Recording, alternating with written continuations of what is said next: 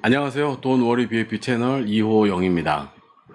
오늘은 SM리 대출받기라고 이렇게 해놨는데요. 스몰, 미디움, 엔터프라이즈. 예. 근데 중소기업 대출 받을 때 최근에 이제 좀 몇 건 제가 이렇게 도와드리려고 노력을 좀 했었는데 좀 어려운 부분들이 되게 많이 있더라고요. 그래서 오늘은 이제 그 소상공인들, 중소기업 운영하시는 경영자분들한테 이런 것들은 좀 꼭 아셨으면 좋겠다라는 거, 그런 정보를 좀 알려드리려고 합니다. 지금 그 2025년 9월은 제가 이렇게 보니까 주로 이제 어려운 업체분들이기는 하지만 유동성 위기가 굉장히 많이 오신 것 같아요. 그래서 기업 규모에 비해서 매출액보다도 대출이 더 많은 경우, 담보보다도 대출이 더 많은 경우, 이런 경우들이 많이 있거든요. 왜냐면 이제까지 버텨오셨잖아요. 코로나 끝나고, 아예 올해만 버티면 좋아지겠지, 뭐 내년엔 좋아지겠지. 그래서 계속 버텼어. 버티면서 그냥 정부에서도 도와주고, 신용대출도 해주고, 또 내 담보도 제공하면서 담보대출도 받고 해가지고, 어쨌든 이제 기업을 이끌어 왔는데, 올해 정도 오니까 이제 지금 이제 막 경기가 좀 이렇게 살아나는 기미도 있고, 또 이렇게 또 계약도 있고 그래가지고 이제 생산을 해가지고 이제 납품을 해야 되잖아요. 공급을 해야 되는데 그 생산하고 공급하려고 그랬더니 이제 거기서 자금이 줄이 딱 막혀버리는 경우들이 있는 거예요.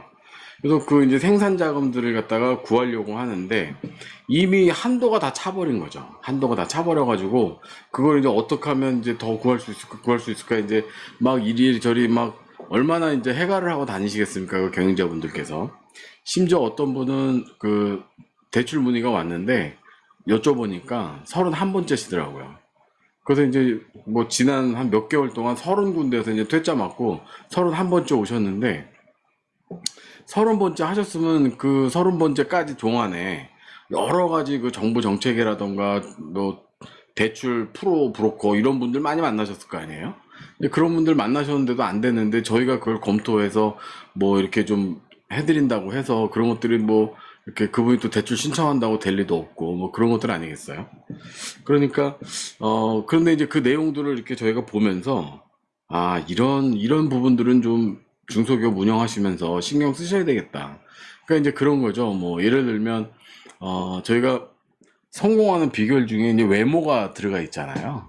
근데 이제 외모가 들어가 있는 이유는 예를 들면 뭐 봤을 때 뭐 호감적인 인상을 주느냐 뭐 이런 것들도 이제 관련이 있기 때문에 그런 거죠.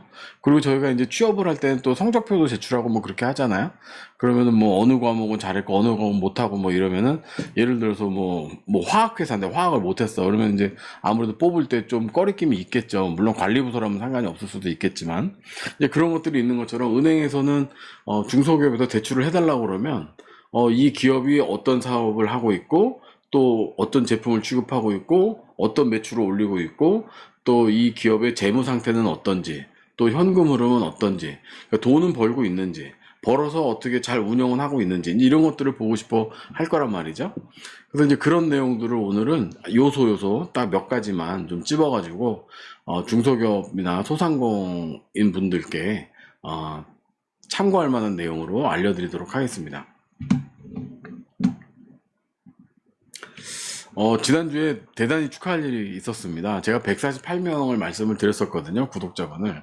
그런데 일주일 만에 158명이 됐어요. 10분이나 이제 늘어났습니다. 그래서, 참, 많은 분들이 이 채널을 구독해 주시고, 좋아해 주시는구나. 이제 이런 생각이 들었습니다. 그래서 제가 지난번에 약간 이상한 말씀 드렸지만, 요번에도 15만 8천 명, 158만 명 갈 수 있을 것 같습니다.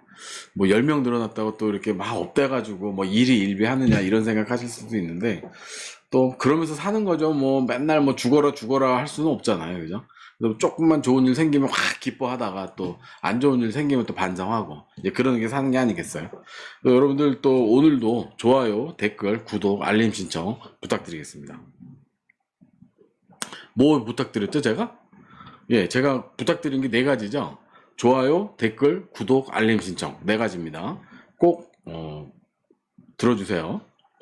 이제 첫 번째 이제 그 중소기업이 대출을 받을 때 대출 종류가 이제 몇 가지 있더라고요. 제가 이렇게 보니까.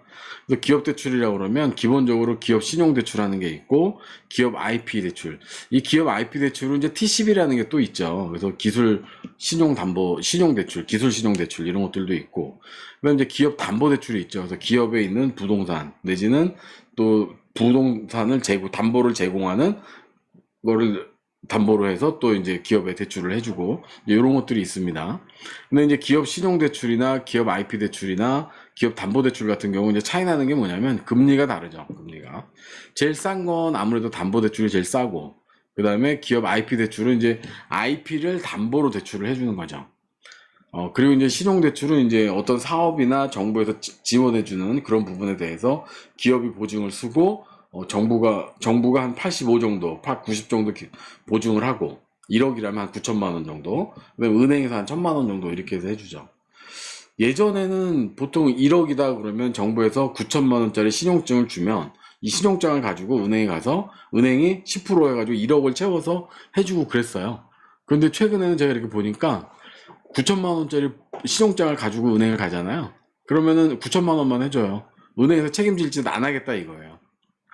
근데 그런 거 보면서 이렇게 우리나라 은행이 아직도 투자은행이나 선진화은행으로 가기에는 멀지 않았나 그런 생각 되게 많이 해봅니다. 눈으로 봤을 때 이 기업은 성장 이제 지금 막 이 갭 그 병목 현상이라고 그러잖아요. 분명 뭐가지 있어요. 근데 요것만 해결되면 굉장히 좋은 수익이나 기업으로 발돋움할 것 같은데 눈에 뻔히 보임에도 불구하고 나중에 그 책임질 그런 금감원 감사 이런 것들 때문에 못 해주는 것들이 있어요. 안 해주죠. 왜냐면 내가 뭐 은행원이 평생 직장인데 이거 내가 목까지 걸면서 이런 걸 뭐하러 해. 뭐 예를 들어서 뭐 한 1,000억 대출해주고 내가 한 100억 정도 수수료 받는 거라고 그러면 하겠지만 이거 뭐 내가 먹고 사는 거랑 지장 있는 것도 아닌데 너 뭐하러 해. 이런 경우들이 생기는 거예요. 그러다 보니까 보신주의 때문에 정부에서 원래 90% 보증해서 신용장 주면 10% 해서 1억을 채워줘야 되는데 딱 9천만 원만 해줘요 그냥. 그런 경우들을 왕왕 봤습니다. 그래서 이제 좀 대출 시장이 이런 거구나 이제 그런 생각을 좀 했고 그다음 기업 IP 대출을 잠깐 말씀을 드리면 아무래도 제가 이제 특허 스페셜리스트니까 IP 대출은 정부에서 권장하는 사항이에요. 그래서 한 7, 8년 전에 이제 IP 금융이라고 해가지고 이제 특허청에서부터 시작이 돼가지고 IP를 이제 확장시키기 위해서 이걸 시작을 했거든요. 처음 시작할 때 각종 시중은행들이 변리사분들을 막 채용을 했어요. 그래가지고 이 특허에 대해서 조사해라. 그래서 이 특허가 얼마나 가치가 있는 건지 판단해보고 대출을 해줄까 말까. 근데 보통 이제 IP 금융이라고 그러면은 보통 1억 선, 최근에는 한 3억, 뭐 5억까지도 올라가는 경우도 있더라고요. 뭐 매출 규모라든가 영업이익 규모라든가 이제 그런 거에 따라 좀 한도는 유동적인 것 같아요. 예전에는 2억 이상 하는 경우는 별로 없었어요. 근데 최근에는 제가 얘기 들어보니까 한 6억까지도 받은 기업들이 있는 거를 봤습니다. 그래서 이제 기업 대출은 이렇게 한 크게 세 가지 정도. 그리고 이제 기업 IP 대출에서는 파생적으로 나올 수 있는 게 TCB 대출, 그래서 기술 신용 대출. 이거 이제 담보 금리보다는 좀 비싸죠. 신용 대출 금리 정도로 비쌉니다. 이렇게 있습니다. 근데 오늘 말씀드리려고 하는 내용은 기업 담보 대출 쪽을 주로 말씀드리겠습니다. 왜냐하면 기업 신용 대출하고 기업 IP 대출은 거의 이제 막 다 찼어요. 더 이상 들어갈 틈도 없고 하니까 이제 주로 기업 담보 대출인데 물론 이제 기업 IP 대출도 마찬가지고 신용 대출도 마찬가지예요. 어차피 다 참고해서 보시면 좋을 것 같습니다.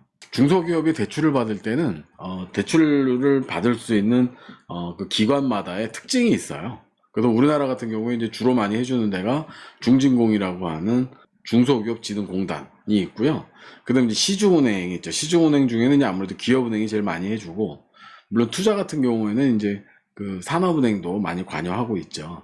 산업은행은 약간 지금도 국책은행 같은 느낌이 좀 있습니다. 그래서 산업은행이 뭔가 결정해가지고 자금이 집행이 되면 주변에서도 그런 것들을 신용담보가 되는 거죠. 일종의. 산업은행이 투자했어? 그럼 우리도 들어갈까? 뭐 이런 것들이 있습니다. 그런데 이제 그 산업은행, 뭐 기업은행 다 시중은행으로 하나로 묶어서 한번 저희가 그 대출이 어떤 내용들로 이루어지는지 한번 보도록 하겠습니다. 첫 번째, 중소기업진흥공단에서는 중진공은 목적이 분명해요. 창업하시는 분들, 그 다음에 성장하실 때, 내지는 시설을 뭐 확충하실 때, 개보수하실 때, 요럴 때 이제 중진공에서 대출을 해주죠. 그리고 이제 대상은 기술이나 사업성이 우수하고 재무 건전성이 일정 수준 이상일 때, 뭐 예를 들면 뭐 부채 비율 같은 경우로 봤을 때 한 300% 이하에 있으면 이런 목적에 대해서 대출 받으실 때 크게 문제는 없죠. 그래서 이제 신청 절차를 보시면 요즘 다 웬만하면 온라인이니까 온라인으로 이제 중진공에 들어가서 온라인 신청으로 서류 심사 받으시고, 서류 심사가 잘 되시면 현장 실사 나오고, 현장 실사 나오면 대부분은 어느 정도 대출이 진행이 되는구나, 긍정적으로 보셔도 될 것 같아요. 그래서 이제 최종 승인이 납니다. 그럼 이제 여기서 반대로 최종 승인이 났으니까 우리가 대출이 되는구나 라고 생각하시면 오산입니다. 현재 2025년 9월 달에는 중진공에서 최종 승인 받고도 안 나는 경우들도 있습니다. 대출이 안 되는 경우들도. 근데 이제 어쨌든 최종 승인이 나면 그 다음에 자금 지급이에요. 이런 조건으로 중진공에서는 주로 이루어지고 있고, 시중은행 같은 경우는 시설자금, 운전자금에 대해서 주로 많이 해줍니다. 그리고 중진공에서 나오는 보증도 대출, 이렇게 세 가지 정도가 있다고 보시면 되죠. 대상은 이제 금감원 표준 신용 등급, 체계상에서 6등급에서 11등급까지를 많이 해주죠.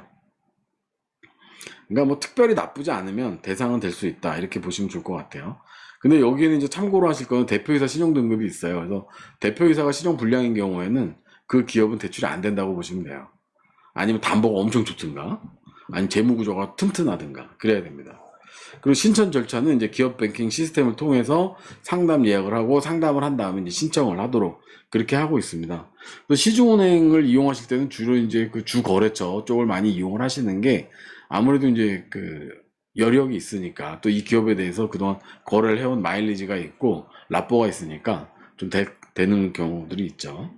그 대신 이제 이 시중은행에서 이루어지는 세부 조건이라든가 금리 같은 것들은 좀 별도로 확인을 그때그때 대출이 발생될 때 하실 필요가 있어요. 그래서 이제 이 중진공하고 시중은행에서는 이렇게 많이 이루어진다. 그래서 이 시중은행은 저축은행까지도 이제 고려하시면 좋을 것 같아요. 그 다음에 중진공하고 시중은행에서 공통으로 보는 조건들이 몇 가지 있어요. 첫 번째가 재무제표하고 현금 흐름을 평가하는 겁니다. 그래서 뭐 제가 몇 번 말씀드렸지만 재무제표는 경영자의 성적표다. 그래서 1년에 한 번씩 매년 3월 달에 그 성적표를 받으시고 법인세를 납부하시고 이제 그렇게 하시죠. 그다음에 두 번째가 자금 사용 계획이나 사업 성장 가능성, 수익성 등을 이제 많이 봅니다. 이 자금의 사용 계획을 이제 잘 잡으셔야 되는데, 예를 들면 이제 어떤 기업들, 이렇게 경영자분들 만나보면, 예전에 썼던 사업계획서가 있어요, 뭐 이렇게 말씀을 하세요. 그때 무슨 사업계획으로 쓰신 거예요? 그러면, 그때 시설자금 때문에 이 사업계획서 썼었어요. 근데 이번엔 뭐예요? 그러면, 이번엔 이제 생산자금 필요해서 하는 겁니다. 이 목적이 다르잖아요. 사업계획서 자체가 달라요. 근데 이거를 옛날에 썼던 게 있으니까 여기다 쓰면 되지 않느냐? 절대 그렇지 않습니다. 대출 브로커들이 제일 많이 해주는 일 중에 하나가 사업계획서를 잘 써줘야 돼요. 사업계획서를 중소기업에서 원래 써야 되죠. 근데 우리나라 중소기업 현실이라는 게 사업계획서 쓸 정도의 그런 인력 구조를 갖고 있지 않잖아요. 아니면 대표님이 직접 쓰시던가 그래야 되는 사업 구조이기 때문에 많지 않아서 대개 브로커들이 많이 써주는데, 이 자금 사용 계획은 정말 잘 쓰셔야 됩니다. 이 자금 사용 계획이 이게 A부터 Z까지 왁구가 쫙 일목요연하게 맞춰져 있으면, 은행에서도 딱 보고, 잘 굴러가네. 사업계획 좋네. 이렇게 나오는 거죠. 그 대신 이제 그 사업이 예를 들면 떡방앗간을 짓겠다, 이런 거는 이제 지금 사업성이 크게 안 나오잖아요. 근데 똑같은 떡방앗간이더라도 이게 관광 목적이 있고, 그 다음에 여기서 만드는 떡은 해외 수출 목적이 있고, 이렇게 좀 다뤄줘야 이게 이루어지는 거죠, 대출이. 그런 것도, 그래서 가능성, 수익성 이렇게 보는 겁니다. 그 다음에 이제 세 번째는 기업이 보유한 기술력과 차별화된 사업성이 중요한 평가 요소가 됩니다. 그 기업이 보유한 기술력은 뭘로 제일 알 수 있을까요? 특허증 있냐 없냐, 첫 번째. 디자인증 있냐 없냐, 세 번째 상표권 있냐 없냐. 이렇게 보면 될 것 같아요. 굳이 말로 할 필요가 없잖아요. 저희 회사는 이 센서 부분에서는 어쩌고 저쩌고 해서 이 센서에 저희가 아주 좋은 그런 기술력을 갖고 있습니다라고 100번 얘기하는 것보다 이거 무슨 센서에 대한 특허다. 특허증 하나 보여주는 게 상대방 입장에서는 어때요? 시중은행도 마찬가지고 중소기업진흥공단도 마찬가지고 다 서류로 일하는 데이기 때문에 서류가 하나 딱 들어가 있으면 그게 제일 깔끔합니다. 그 다음에 이제 그 담당자가 그 서류 받은 담당자를 설득하기 위한 구두 설명이 필요한 거죠. 그리고 그 특허와 사업성이 좀 연계가 있으면 더 좋겠죠. 예를 들어서 반도체 만드는 회사에서 축산 특허를 갖고 있어요. 이거 의미가 없죠. 예. 예전엔 한 10년 전에는요, 이런 걸로도 막 은행에서 특허 내용도 보지도 않았어요. 특허가 있냐 없냐만 따져가지고 반도체 PCB 보드 만드는 회사인데 축산 특허 가지고 대출받고 막 그런 경우도 있었어요. 10년 전, 15년 전 그때는 국세청도 나오면은 특허 제꼈어요. 여기 특허증이 있구나 그랬지 특허 내용이 뭐예요까지 따진 적은 없었거든요. 근데 이제 PCB나 IP 금융이 나오면서 기술이라는 거가 화두가 됐고 그거를 다루기 위해서 변리사분들을 채용을 하고 이분들을 통해서 이제 이런 업무들이 이루어지다 보니까 은행 이런 기관들에서도 그런 기술에 대한 개념이 생겨버린 거죠. 그래서 요즘은 국세청에서 이렇게 세무조서 나오게 되면 특허 내용까지도 다 봅니다. 그래서 이 특허 내용이 과연 이 기업에 얼마나 관련이 있는 거냐라고 물론 지나갈 수도 있지만 심지어 그런 것까지도 따져 물을 때도 있죠. 그래서 이렇게 중소기업의 대출을 받을 때는 크게 중진공이냐 시중은행이냐에 따라서 대출해주는 내용이 조금씩 다르다. 그렇지만 두 군데다 공통적으로 가는 게 세 가지가 있는데 첫 번째는 재무제표, 현금 흐름을 평가한다는 거. 그리고 자금의 사용 계획, 사업의 성장 가능성, 수익성을 평가한다는 거. 그다음 세 번째는 기업이 보유한 기술력과 차별화된 사업성이 가장 중요한 평가 요소가 됩니다. 그래서 요거를 꼭 머릿속에 넣어두시고 대출에 대한 업무를 진행을 하셔야 됩니다. 그래서 그러면 아까 재무적인 것들이 좀 나왔었어요. 그래서 다른 사업적인 것들은 예를 들면 기술력이라든가 이런 것들은 어떻게 좀 정성적인 걸로다가 저희가 피해갈 수도 있을 텐데 재무적인 거는 이 숫자잖아요. 숫자는 피해갈 수 있는 방법이 없거든요.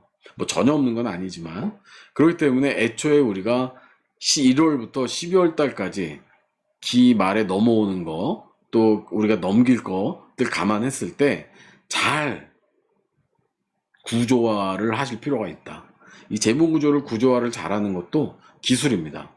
물론 워낙 사업이 잘 돼서 돈이 펑펑 남아가지고 그런 기업이라면 현금 흐름이 너무 좋고 이렇게 될 수도 있죠. 근데 그런 기업이 저희 나라에 몇 개나 있겠어요, 그죠? 대기업들도 그런 구조는 아닐 거예요. 그럼 이제 이거를 어떻게 하면 잘 그 재무 구조를 짜가지고 밖에서 보더라도 우리 성적표가 잘 보이게 할 거냐, 이제 그런 거죠. 그러니까 우리가 이렇게 학교 성적표로 보면 가 이렇게 있는 게 좋겠어요? 아니면 우로 전부 다 쭉 가는 게 좋겠어요?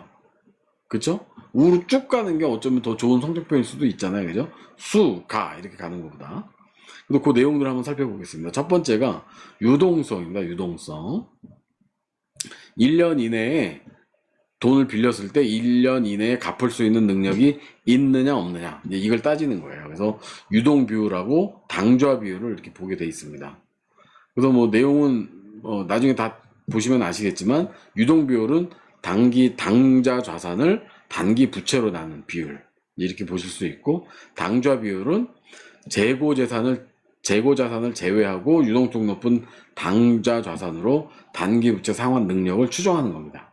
그래서 이렇게 묶여있는 돈 말고 지금 굴러가는 돈 중에서 이 사람이 내 돈 빌려갔을 때 갚을 수 있는 능력이 있느냐 없느냐, 이제 그걸 따지는 거죠, 유동성은. 그 다음에 이제 수익성입니다. 수익성은 이제 기업의 영업활동에 대한 이익 창출 능력이 얼마나 있느냐, 이제 그거를 보는데, 첫 번째는 영업이익률, 두 번째는 매출 총이익률, 그렇게 봐요. 그래서 사실은 이제 영업이익률도 어떻게 계산하느냐에 따라 좀씩 차등은 있을 수 있겠지만, 어쨌든 성적표에 나온 영업이익률이 이자를 낼 수 있는 돈이 나오느냐 안 나오느냐를 잘 봐야 돼요. 그래서 어떤 분들은 저희가 이렇게 대출 심사까지는 아니지만 대출 조건을 검토를 하다 보면 영업이익이 지금 대출받은 이자도 감당 못하는 경우들도 있으세요. 물론 이제 영업이 줄어서 그런 거죠. 이런 경우는 어떻게 되겠어요? 만기 연장하기가 되게 어려워지겠죠. 네. 물론 지금 같은 경우에 정부에도 좀 이렇게 루즈하게 해주고 은행들도 그런 것들을 좀 봐주려고 하는 경향이 있으니까 넘어가겠지만, 이게 이제 내년 정도로 넘어가서 2026년에도 그러게 유지가 된다. 영업이익으로 이자를 낼 수 있는 상황이 안 된다. 대출 무조건 연장 안 됩니다. 네, 그러니까 그런 거 잘 염두에 두셔야 돼요. 그리고 이제 세 번째는 안정성입니다. 안정성. 그래서 부채 비중하고 자본 구조가 얼마나 안정성이 있느냐. 그래서 부채 비율이 아까도 말씀드렸지만 얼마나 되느냐. 그다음에 자기 자본 비율은 얼마나 되느냐. 그런 거예요. 부채 비율은 보통 이제 뭐 좀 넓게 보면 400%까지는 문제 없다. 이렇게 얘기하고요. 특히 대출 같은 거 받으려고 하면 이제 300% 이내 정도에는 있어줘야 좋다. 그리고 자기 자본 비율은 얼마나 되느냐. 이렇게 따지는 건데, 부채 비율은 부채 총계를 자기 자본으로 나누는 거거든요. 부채 총계를 자기 자본으로. 근데 부채 비율을 줄이려면 어떻게 하는 게 좋겠어요? 부채를 줄이면 줄죠. 근데 보통 자기 자본은 뭐 5억, 뭐 많아야 5억, 2억, 1억, 뭐 이런, 대부분 중소기업이 다 이래요. 그런데 부채는 뭐 30억, 20억 막 이렇게 될 거 아닙니까? 부채 비율을 그 경영자가 부채 비율을 쳐다본다는 이유는 뭐예요? 이게 이제 문제가 있어서 쳐다보는 거잖아요. 그러면 문제가 왜 발생했어요? 대출이 자꾸 늘어나니까 문제가 발생을 하는 거거든요. 매출액은 안 늘어나고 대출은 자꾸 늘어나고. 그럼 이 대출을 줄이려면 어떻게 해야 되겠어요? 부채를 줄이려면 갚아야죠. 이제 갚을 수 능력이 있으면 이분이 이걸 보겠어요? 안 보죠. 그럼 부채 비율을 어떻게 줄이는 게 좋겠어요? 분자를 줄이는 게 좋겠어요? 분모를 늘리는 게 좋겠어요? 예. 분모를 늘리는 게 제일 쉽습니다. 사실은. 네. 그래서 그 자기 자본 금액 자체를 좀 늘리는 거. 그러면 이렇게 힘든데 거기다가 내가 1억 정도 늘 여력이 있으면 대표님이 고민을 안 하시겠죠. 늘 여력이 안 되니까 이제 고민을 하시는 거잖아요. 근데 그것도 방법이 있어요. 네, 그래서 자기 자본을 꼭 1억을 늘릴 때 1억이 아니고 그냥 몇 천만 원만 가지고도 자기 자본을 뭐 1억 이상 늘릴 수 있는 방법들도 있으니까 그런 것들도 한번 같이 고려해 보시는 게 좋을 것 같습니다. 자기 자본 비율도 마찬가지죠. 자기 자본 비율을 어떻게 늘릴 거냐. 그런 것들은 사실은 기업이 어려워진 다음에 들어가시면 은행에서도 자기 자본 비율이 왜 늘었는지 다 이렇게 따져보고 들어가거든요. 현금으로 늘은 건지 자산으로 늘은 건지 뭐 이런 거 다 따져요. 현물로 늘은 건지. 그러니까 이제 그런 것들은 미리미리 대비하시는 게 좋은 거죠. 적어도 6개월 전, 1년 전에는 준비하시는 게 부채 비율, 자기 자본 비율에서는 좋다. 그래서 안정성 때문에 문제가 되는 경우는 사실은 관심 부족이다. 저는 이렇게 봅니다. 관심 부족이다. 그래서 그 기업의 재무 구조에 대한 안정성에 대해서 문제가 될 경우에는 빨리 컨설팅을 받으셔라. 그게 제일 좋은 방법 중에 하나다. 그런 말씀을 좀 드리겠습니다. 그럼 이제 네 번째는 활동성이에요. 자산을 활용해서 어느 정도의 수익을 창출할 수 있는 능력이 되는 회사냐. 이게 되게 중요하거든요. 그러니까 이거는 이제 그러면 뭐 예를 들어서 뭐 저희가 레버리지 효과라는 말도 있지만 뭐 10억 부채 받아가지고 이익을 뭐 1억을 낸다. 근데 어떤 기업은 5억 대출을 받아가지고 이익을 1억 낸다. 그러면 어느 기업에 대출을 해주시겠어요? 5억 넣어가지고 1억 이익 내는 회사에 대출을 해주지 않겠습니까? 이제 그런 거랑 비슷한 것처럼 이거는 비교할 수 있는 게 별로 없기 때문에 수치가 별로 없어요. 동종업계 대비 매출원가 수준을 보면 대략 나온다. 이 회사가 원가가 많은 기업이냐 원가가 적은 기업이냐. 제가 어떤 기술 기업을 봤는데 제조 원가가 100이라고 그러면요. 제조 원가 100 중에요. 특허 비용이 50이더라고요. 특허 비용이 50. 그 이제 기술료로 주는 거잖아요. 기술료로. 실제 제조 원가는 50밖에 안 돼요. 근데 남의 특허를 갖다가 그 기술을 그 제품을 제조하기 때문에 50이 특허 비용으로 나가는 거예요. 돈 벌 수 있겠어요, 이 기업이? 물론 엄청난 아이디어고 이 아이디어 자체가 그러니까 예를 부품 하나에는 이제 문제가 있지만 어셈블리에는 특별한 차별성을 갖고 있는 기업이다라고 그러면 예를 들어서 내가 부품을 합산을 했을 때 원가가 뭐 100인데 이걸로 내가 200, 300 정도의 가격을 받을 수 있다 그러면 좋은 기업이죠. 그런데 이거 단가 뭐 해가지고 했는데 수익도 뭐 그만해. 그냥 먹고 사는 정도야. 그러면 사실은 사업하면 안 되는 거죠. 예. 근데 이제 요 활동성 되게 중요해요. 그래서 지금 같은 경우는 이제 글로벌로 나가다 보니까 기술료라는 부분도 적지 않아졌다. 그래서 얼마나 적은 돈을 가지고 많은 수익을 낼 수 있는 회사냐, 내 자본을 얼마나 잘 활용하는 회사냐, 그런 것들도 대출 검토할 때는 되게 중요한 부분 중에 하나고요. 근데 성장성입니다, 성장성. 이 산업이 성장하는 산업이냐, 또 이 기업이 성장하는 기업이냐, 이런 것도 많이 따지거든요. 그래서 매출하고 이익이 뭐 다만 5%라도 매년 증가하고 있느냐, 이제 이런 것들을 잘 성적표를 관리할 필요가 있습니다. 저희 나라에 들어와 있는 외국계 기업들은요, 미니멈이 1년에 5% 이상 성장입니다. 5%. 근데 이제 처음에 한국 사람들 되게 우습게 알았어요. 10년 전에, 20년 전에 외국 기업이 딱 들어왔는데 사업계획서 제출하래요. 그래서 쭉 제출을 하죠. 그랬더니 작년 대비 200%가 좋아지는 거예요. 그랬더니, 오, 200% 너무 좋다 이거예요. 근데 나중에 얘기 들어보니까, 그걸 왜 그렇게 적냐고 그러는 거예요. 그래서 왜 그러냐 그랬더니, 매년 5%씩 성장해야 되는데 지금은 네가 200% 성장할지 모르지만 5년 후에 200% 못한다 이거예요. 그러면 그때 너 어떻게 하려고 그러냐? 갑자기 뜨끔해지더라고요. 그래서 오히려 그거를 이제 50% 성장으로 줄여서 제출한 적도 있거든요. 네.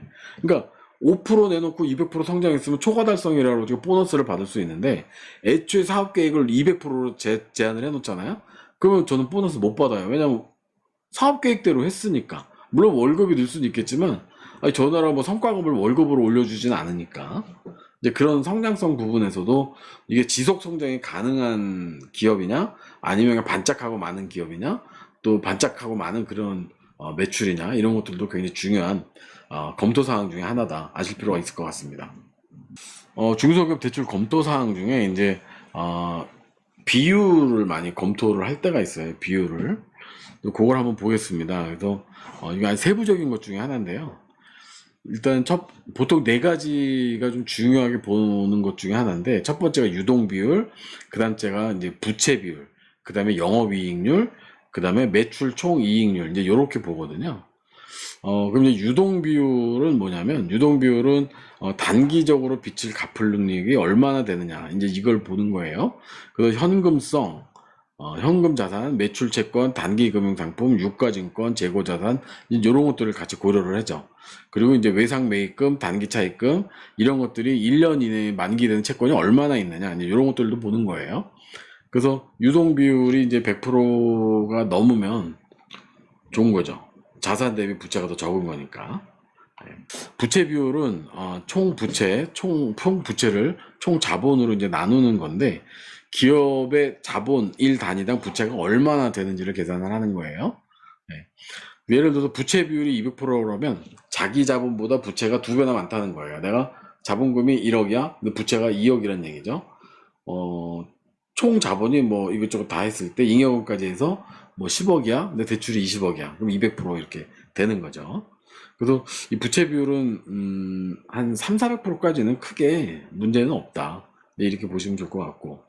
그다음에 영업이익률입니다. 영업이익률.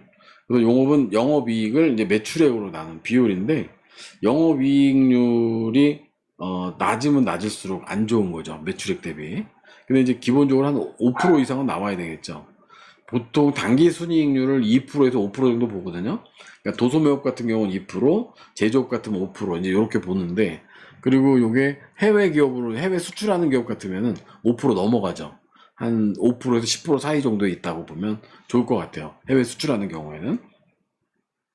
또 영업이익 이 금액 이 자체가 대출 이자를 갚을 정도는 돼야 대출이 수월하게 나오죠. 그러니까 뭐 한 대출 이자가 50% 정도 영업이익에 그럼 되게 좋을 것 같습니다. 그 정도 된다 그러면. 그래서 높은 경쟁력이 있는 회사일수록 영업이익률이 높기 때문에 내가 가격을 결정할 수 있다는 의미가 있기 때문에 그 회사의 경쟁력을 대단히 좋게 보는 거죠. 그리고 이제 매출 총 이익률이 있죠. 매출 총 이익률은 기업의 생산 및 판매 과정의 효율성을 이제 따져보는 거고 가격 결정력의 경쟁력을 이제 평가하는 중요한 요소가 됩니다. 이게 가장 기초적인 수익률이죠. 가장 기초적인. 그래서 이제 보통 유통이나 도소매업 하는 데 보면 매출 총 이익률은 높을 수가 없어요. 왜냐면 들어오는 거에 뭐 몇 배나 붙여가지고 판매하겠어요. 특히 도매업은 그렇죠. 소매업은 이게 좀 올라갈 수는 있겠죠. 네. 그래서 매출 총이익률은 그 산업마다 조금 차등적으로 적용을 하는데, 그렇더라도 너무 낮으면 안 된다. 이제 그렇게 보실 수 있어요. 근데 매출 총이익률은 또 엄청 좋아요. 예를 들면 매출 대비 총이익을 따져봤더니, 한 뭐 20%막 이렇게 나와요. 그런데 나중에, 어, 영업이익하고 당기순이익으로 갔더니, 한 5%도 안 나와. 막 2%, 1% 이렇게 나오잖아요. 그럼 이제 이거 관리 부재다. 그 기업은. 관리가 되게 어려운 기업이거나, 저희가 그렇게 볼 수 있을 것 같습니다. 그래서 대출 검토 사항 중에 비율로 따지는 게 네 가지가 있는데, 첫 번째 유동 비율, 그다음에 부채 비율, 그다음에 영업 이익률, 그다음에 매출 총 이익률, 이 네 가지는 좀 신경 써서 관리하실 필요가 있습니다. 그리고 중소기업이 이제 그 대출을 받으려고 하는 거를 이제 검토할 때 저희가 현장에서 실무적으로 좀 보여지는 부분들이 있어요. 어, 그래서, 어, 영업이익이 이제 제일 중요한 거는 영업이익이 뭐 많다 적다를 떠나서 되게 힘든 기업들을 보면 영업이익이 플러스냐 마이너스냐는 대단히 중요해요. 단기 순이익을 보니까 5%가 나왔는데 영업이익이 마이너스야 보니까 비영업적 수익이 훨씬 많은 거예요. 이런 경우는 이제 사업의 목표나 사업의 그 목적을 잘못 갖고 있는 경우들이 있어요. 그러니까 처음에는 예를 들면 이제 뭐 금속 작업을 하는, 어, 금속을 형성하는, 성형하는 이제 그런 기업이었었어요. 근데 쭉 하다 보니까 금속 성형은 안 하고 금속 자재 공급하는 걸로 바뀌어버리는 거예요. 그럼 이제 사업의 목적에 이 금속 도소매업이 없다 보니까 이 기업이 자꾸 사업의 소득이 늘어나거든요. 그러면 이제 이 기업의 이 사업의 소득이 자꾸 늘어나면 이거를 이쪽 사업의 목적으로 넣어줘야 돼요. 근데 이걸 안 넣고 이걸 계속 하다 보면 영업이익은 마이너스인데 당기순이익이 플러스 나는 이런 어처구니 없는 현상들이 발생을 할 수가 있거든요. 그래서 영업이익이 플러스냐 마이너스냐를 제일 먼저 고민을 하셔야 됩니다. 대출이자 뭐 갚을 확률이, 영업이익률이 얼마냐 이런 걸 따지기 전에. 그 다음에 두 번째는 가지급금이에요. 가지급금이 이제 주로 단기 대여금, 이자, 미수수익 이런 것들을 저희가 검토하다 보면 이제 검토 사항에서 나올 수 있는 부분들인데, 주로 가지급금은 지금 4.6% 정도 내지는 가중 평균치 이자율을 이제 적용을 하게 돼 있거든요. 근데 그냥 누가 봐도 가지급금이 이렇게 있다 그러면 어때요? 회사에도 자꾸 돈 누가 빼가는 거야. 내지는 영수증 없는 돈을 회사가 자꾸 쓰고 있어. 네. 발생하는 이유는 여러 가지가 있습니다. 뭐 불법 체류자를 고용을 했다던가, 아니면은 매출을 잡을 수 없는 그런 돈들이 자꾸 발생을 한다던가, 영수증을 끊을 수 없는 그런 비용들이 자꾸 생기는 경우들이 있어요. 되게 조심하셔야 되는 거죠. 그런 것들을 어떻게 하면 우리가 막을 수 있을지를 많이 고민을 하셔야 됩니다. 그래서 가지급금이 생기는 구조가 있으면 그 가지급금이 생기는 구조를 빨리 탈피하시는 게 제일 중요합니다. 그 다음에 이제 세 번째는 이자 보상 배율이라고 보시면 돼요. 이자 보상 배율.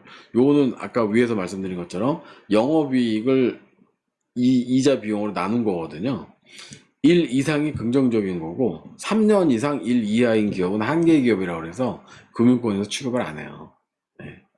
그러니까 영업이익이 이자 비용을 부담 못하는 경우니까. 그다음에 네 번째가 이제 매출 채권 회전율입니다. 그래서 매출액을 평균 매출 채권 잔액으로 나눈 거거든요. 내지는 이제 외상 매출액을 평균 매출 채권으로 나눈 거예요. 그러니까 물건을 팔고 돈을 얼마나 잘 받느냐라는 거죠. 네, 그리고 혹시 매출 채권으로 들어와 있다 하더라도 그 매출 채권들이 뭐 한 2, 3개월에 한 번씩 계속 이제 회수되고 있다. 문제 없죠. 근데 뭐 매출 채권을 딱 봤더니 뭐 3년 전 것도 있고 2년 전 것도 일정 안 들어와. 네. 그러면 어떻게 해야 돼요? 거래처 관리를 하셔야 되는 거예요. 또 원숭이 바나나가 되시면 안 돼요. 원숭이 바나나. 제가 어떤 경영자분하고 이제 대화를 해보니까 예를 들어서 매출이 한 50억 정도 하는 회사예요. 그런데 이 회사가 매출을 5억 정도를 해요. 매출 5억 정도 하는데 첫 해에는 한 2억 정도 가져가. 그리고 1억 정도를 줘. 그리고 1억을 이월시키죠. 그 다음에 또 2억의 매출이 발생을 할 거 아니에요? 2억의 매출이 또 발생을 해. 그럼 그 중에 1억을 또 줘. 그럼 이제 2억이 남았잖아요. 안 준대요. 그럼 그 다음에 또 넘어가. 그럼 물건 달라고 그러죠. 그럼 지금 있는 거 갚으셔야 드릴 수 있습니다. 왜냐면 벌써 2억이나 밀려 있으니까. 그때 올해는 정산해줄게. 좀 줘, 물건 좀. 그럼 이제 성금 보내세요. 이렇게 되죠. 그럼 이제 성금 한 5천이나 1억 보내요. 그럼 이제 물건 또 2억 납품을 합니다. 그럼 얼마 남았어요? 한 3억 남은 거예요. 여기서 1억 발생했고 기존에 2억 있으니까. 그럼 3억이 남았어. 그럼 이때 그 거래처 사장님이 뭐라 그러냐면, 야, 내가 갚을 테니까 20%만 깎아줘. 그럼 어떤 현상이 발생을 하는 거예요? 이 회사는요, 남는 거 하나도 없어요. 자기가 이자 부담 다 해가면서 그동안에 2억 갖고 왔는데, 여기서 20% 깎아줘 그러면 어떻게? 이자 비용 날라가죠? 거기다가, 매출이익 날라가죠? 그럼 그냥 매출만 돌리고 있는 거예요. 그럼 4년째 가면 이 회사 또 2억 달라고 그러고 또 1억 남기려고 그럴 거 아니에요? 그래서 이게 그런 악순환이 되는 거거든요. 그럼 이 거래처는 어떻게 되는 게 맞는 거예요? 정리하시는 게 맞는 거예요. 그러면 이제 이 대표님은 무슨 고민을 하시냐면, 내가 50억 매출인데 5억 줄으면 45억밖에 안 되잖아. 이걸 되게 고민을 하세요. 아니죠. 50억 매출을 하던 사람이 45억 매출을 하면 어떻게 돼요? 5억 원어치 숨 쉴 공간이 생기는 거예요. 내 생각에 여유도 생기고요. 그러면 내가 그 여유가 생긴 그 5억 원어치의 매출에 대한 고민을 여기 매출만 고민했겠어요? 외생 매출금도 고민하고 저 기업이 잘 되는지 안 되는지 또 저 사장님 관리한다고 골프 치러 다니고 막 그랬을 거 아니에요. 이거를 싹 없애버리면 내가 시간이 나거든요. 그 시간에 신규 거래처를 개척하시는 게 훨씬 소득이 된다는 거죠. 이거는 꼭 지키셔야 돼요. 힘드시면 저한테 부탁하세요. 제가 잘라드릴게. 그리고 제가 신규 거래처 제가 뚫어드릴게. 저는 이런 건 자신 있는 사람 중에 하나거든요. 그래서 절대 원숭이의 바나나가 되지 마셔라. 예. 내가 바나나를 놓지 않으면요, 저기 더 큰 파인애플을 잡을 수가 없어요. 바나나를 놔야 내가 저 파인애플을 잡을 수 있는 거거든요. 또 이 매출채권 회전율은 진짜 매출채권을 자꾸 발생시키는 기업은 거래를 끊으시는 게 맞습니다. 예. 야, 너 사업의 현실을 몰라서 그래. 그 다음에 이제 5번째가 재고자산 회전율이에요. 그러니까 이제 뭐 그런 분들도 있으세요. 평상시에 그러니까 이제 그 자재 원가가 100원인데, 뭐 1000만 원치씩만 샀어요. 그랬더니, 야, 5천만 원치 사면은 내가 절반 가격에 줄게. 이러는 거예요. 그때 그분이 그거를, 그래? 곰곰이 따지고 그동안에 나가던 패턴이 있으니까, 그래, 알았어. 그러면 그거 줘. 그래, 1000원치 사던 거를 갖다가 5천원치 산 거야. 근데 이제 2,500만 원 준 거죠. 왜냐면 절반 가격에 샀으니까. 그랬는데, 그 다음에 이 재료를 쓰는 제품의 생산이 줄어버리는 거예요. 오다가 자꾸 줄어. 나중에 보니까 절반이 남았어, 절반이. 그래서 한 2, 3년, 5년, 10년 지나가면 어떻게 돼요? 야, 이거 폐기 처분해라. 이렇게 되는 거예요. 그러면 50%싼 거예요? 안 싼 거예요? 그쵸? 그럼 이분이 50% 할인 괜히 했겠어요? 이분이 벌써 시장 보는 눈이 있는 거죠. 그러니까 이 사람이 왜 할인을 하는지를 잘 따져봐야 되는 거예요. 내가 재고자산을 안 갖고 있으려면. 왜냐면 50% 떨고 내가 넘기더라도 나는 몸이 가벼워지니까 딴 사업을 할 수 있다. 또 딴 품목을 취급할 수 있다. 여기는 싸니까 싼 것만 보고 산 거예요. 홈쇼핑 보다가 막 뭐 몇 분 안 남았습니다. 지금 하셔야 30% 할인해드리고 5분 지나면 다시 제 가격으로 돌아갑니다. 막 이러면 30% 때문에 사잖아요. 근데 그걸 왜 사요? 살 필요가 없는 거잖아요. 근데 홈쇼핑 보면 저도 보다 보면 그런 느낌이 있어요. 지금 막 사야 될 것 같아. 안 사면 되게 비싸질 것 같은 느낌 막 들거든요. 근데 원천적으로 내가 저거 필요한가 안 필요한가를 생각해 보시면 되는 거죠. 그러면 안 사도 되는 거죠. 그죠? 네. 저희가 짜장면 한 그릇만 먹으면 배불러요. 근데 예를 들어 그 짜장면이 10,000원이야. 그런데 저 옆에 동네 갔더니 짜장면을 곱빼기로 주는데 1,200원이래요. 그러면 많이 준다고 해서 1,200원 주고 드시겠어요? 그냥 여기서 맛있는 짜장면 1,000원 주고 먹는 게 좋은 거예요. 물론 제가 중고등학교 때 같으면 곱빼기 먹으러 1,200원 내고 가죠. 그렇지만 지금 제가 이제 막 중년, 장년을 바라보는 입장에서는 지금 짜장면 한 그릇도 먹기 힘들어 죽겠는데 내가 뭐 거기 가가지고 200원 더 내고 곱빼기를 시켜가지고 얼마나 더 먹겠어. 더 먹으면 밀가루 먹은 거잖아요. 혈당 고민해야지. 뭐 또 소화시 안 된다고 또 끄끄 뗄 거지. 또 뭐 나중에 변비 걸렸다고 또 어쩌고 저쩌고. 여러 가지 고민들이 생기거든요. 그래서 그런 건 안 하는 게 더 좋은 것 같아요. 그래서 재고자산 회전율은 정말 잘 따져보셔야 된다. 네. 그래야 우리 회사가 효과적으로 돌아간다. 이제 그런 거를 염두에 두실 필요가 있습니다. 그래서 저희가 현장 실무에서 봤을 때 중소기업의 대출 받을 때 정말 고집스럽게 보셔야 되는 거 기본적인 것들 영업이익이 낮느냐 안 낮느냐 두 번째 가지급금이 있느냐 없느냐 세 번째 이자 보상 배율이 영업이익을 넘느냐 안 넘느냐 그러니까 몇 번이나 되느냐 매출 채권 회전율이 1년에 몇 번이나 되느냐 또 재고자산 회전율이 1년에 몇 번이나 되느냐 요런 5가지는 저희가 좀 신경 써서 하실 필요가 있다. 그러다 보면 점점 더 우리 기업이 좋아지게 돼 있습니다. 중소기업에 이제 대출을 받기 위한 여러 가지 재무상도 검토하는 것들. 그래서 이제 건전한 재무 상태를 유지하기 위해서 우리가 어떤 것들을 좀 신경 쓰면 좋겠느냐 정리를 하나 해드리면 첫 번째는 매출을 증대시키는 게 제일 중요하죠. 기본적으로 많이 팔아야 많이 남을 거 아니에요. 10억 팔아가지고 1억 남았어. 100억 팔아가지고 10억 남았어. 1000억 팔아가지고 100억 남았어. 예, 어느 게 좋은 건지는 뭐 명확관하죠. 예. 그렇기 때문에 근데 매출 증대하려면 어떻게 해야 돼요? 첫 번째 품질이 좋아야 되죠. 왜냐면 사간 사람이 문제없이 잘 써야 돼요.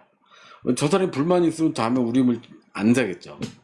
그 다음에 그렇게 품질을 올릴 수 있는 기술력도 있어야 되고 신제품을 다시 만들어낼 수 있는 또 고객이 점점 더 원하는 업그레이드된 제품을 낼 수 있는 기술력이 있어야 되겠죠. 그래서 이런 기술력들을 올릴 수 있는 방법은 여러 가지가 있지만 사람을 신규로 뽑는 거, 기술자를 신규로 고액연봉으로 뽑는 거 외에는 뭐가 있어요? 직무발명 보상제도 같은 거를 이용을 해서 우리 기업에 연구하는 기업 문화를 넣어놓는 거죠. 그 다음에 대표님 자체가 그런 경영 이념을 갖고 계셔야 되고, 그다음에 네 번째는 이제 가격을 내가 조정할 수 있어야 된다. 그래서 원가 대비 적정 가격을 받는 거를 갖다가 목표로 두셔라. 그래서 앞에 품질, 기술, 경영 이념이 있다 그러면 이런 가격을 내가 조절하는 거에 어느 정도 자신감이 있으실 거예요. 아니 뭐 난 이 가격 아니면 못 팔아. 뭐 이런 게 있어야죠. 예전에 뭐 허준 그런 상도 이런 거에 보면 그러잖아요. 중국 사람들하고 거래할 때 딱 그 고려인삼 가져가가지고 놓쳐. 그랬더니 중국 상인이 그러잖아요. 300냥 주겠어. 딱 그랬더니 이 사람 500냥 받으려고 하는데 300냥 주겠어. 딱 이러니까 안 팔아. 딱 그러죠. 그랬더니 뭐 해 뜨기 전까지 결정하시오. 안 그러면 난 그냥 가겠어. 딱 이럽니다. 그랬더니 한참 있다가 다 태워 이러죠. 다 태워. 중국 상인 왜 태워? 난 500냥 아니면 안 팔아. 그래서 불을 딱 붙였어요.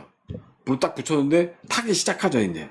그때 빨리 꺼 내가 300냥 줄게. 그랬더니 아니야 이미 절반 탔어. 지금은 500냥도 안 돼. 1000냥 줘야 돼. 할 수 없이 탄 거 빼고 1000냥의 중국 상인이 사가죠. 이제 그런 뭔가 내가 좀 배심도 있어야 되고 자신감도 있어야 된다. 이제 그런 걸 좀 말씀드리고요. 그다음에 이제 두 번째는 원가 구조 개선이 필요합니다. 그래서 저희가 저는 이제 오늘 산업공학이 전공인데 원가 관리라는 개념이 있잖아요. 원가 관리하는 그런 기업체가 그렇게 많지 않죠. 네, 그래서 우리가 원가를 잘 관리할 수 있는 그런 구조를 가지고 있어야 되고 그런 걸 통해서 저희가 관리 비용을 절감하는 것을 꾸준히 노력을 하셔야 된다.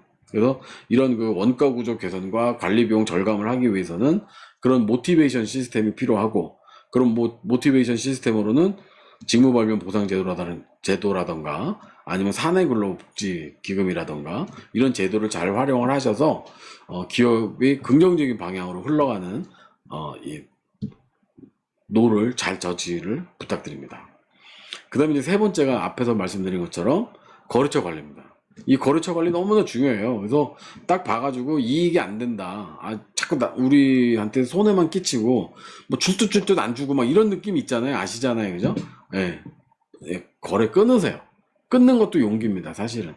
거래를 뚫는 것도 용기지만 끊는 것도 용기예요. 예. 그 다음에 이제 네 번째는 이제 가지급금 같은 거 쓸데없는 비용들 안 생기게 하는 시스템을 이제 구축하셔라. 그래서 뭐 불법 체류자 고용이라든지 백머니 주는 문화라던가 비자금을 형성하시려고 하신다던가 또 개인적인 뭐 생활비를 결제하신다던가 학원비, 뭐 차량운행 이런 거 하지 마시고 적정 보수와 상여금 체계를 구축하시는 게 대단히 중요합니다. 심지어 제가 최근에 들은 얘기인데 어떤 대표님이 기업이 너무 잘 돼가지고 상여금을 많이 받아갔어요. 예를 들면 연봉이 한 3억 정도 되시는 5억 정도 되시는 분인데 상여금을 한 50억을 받아가신 거예요. 근데 그게 어디서 걸렸냐? 국세청에서 걸고 들어온 거예요. 50억을 왜 가져갔냐? 네. 뭐 세부적으로 문제가 없어요. 근로소득세를 다 냈고 종합소득세 다 냈기 때문에 문제는 없어요. 근데 그걸 치고 세무서가 들어오는 거예요. 이걸 왜 가져갔냐고. 예, 그런 경우도 있습니다. 그래서 뭔가 이런 가지급김이 안 생기는 시스템, 또 돈을 적정하게 쓸 수 있는 시스템, 이제 이런 것들을 만드는 거 대단히 중요합니다. 그리고 이제 든든한 자본금을 꼭 형성하셔라. 예. 그래서 앞에서도 말씀드렸지만 뭐 부채 비율이라던가 뭐 이런 것들을 보면 자본하고 관련된 것들이거든요. 그래서 자본이 적으면 예를 들어 5천만 원 이하 뭐 1천만 원짜리 3천만 원짜리 기업들이 비즈니스라면 예를 들어서 그냥 뭐 납품하고 끝나는 경우는 상관이 없어요. 근데 입찰 같은 건 어려운 거고 기본적으로. 그다음에 이제 뭔가 대출이라든 금융기관 거래 뭐 중진공이라든가 이런 데 쪽에 뭐 도움을 나라에서 받으려고 할 때는 좀 많이 어렵죠. 또 적정 자본은 우리가 가져가는 게 좋은데 사실은 사업할 때 뭐 내가 돈 막 1억씩 내고 할 수 있는 분들이 몇 명이나 되시겠어요. 그래서 이제 현물 출자라던가 그런 이제 자산을 늘린다던가 이런 방안들을 고민을 하시는 게 더 좋죠. 그래서 이제 그런 것들은 어쩌면 자문을 받는 게 더 빠를 수도 있고 더 안전할 수도 있습니다. 그래서 그런 것들을 통해서라도 중소기업의 건전한 재무 상태를 유지하는 건 대단히 중요합니다. 네, 오늘 준비한 중소기업 대출 검토하는 내용 모두 이제 마쳤습니다. 158명 구독자를 가진 돈 워리 BFP 채널 2호영입니다. 오늘도 고생하셨고요. 좋아요, 댓글, 구독, 알림 신청 꼭 부탁드리고요. 그 다음에 이제 뭐 몇 번 말씀드렸지만 이제 2026년도 정부사업 관련한 팁들 내지는 정보들이 간간히 흘러갈 수 있어요. 그러니까 채널 구독하시면서 그런 팁이 흘러나갈 때 잘 체크하셔서 내년도에 정부 혜택이나 이런 것들 지금 기대되고 있거든요. 사실은 그런 것들 잘 받으실 수 있도록 준비하시기 바라고요. 그런 거 받으실 때 오늘 말씀드린 내용이 대단히 중요합니다. 그래서 재무 구조를 형성하는데 우리가 어떤 것들을 좀 신경 써야 될 거냐 이런 것들 본인이 못 하시겠으면 자문을 받으세요. 그런데 뭐 무시하는 건 아니지만 기장하시는 세무사분들은 거기까지 얘기는 잘 못해요. 안 하는 게 아니라 못해요. 왜냐하면 기장하는 분들이 그런 걸 콩나라 판나라 하기가 사실은 좀 월권이라는 생각들도 좀 하시는 것 같아요. 그렇기 때문에 그런 것들은 이제 컨설턴트를 통하시는 것도 좋은 방법인 것 같습니다. 예, 이상입니다.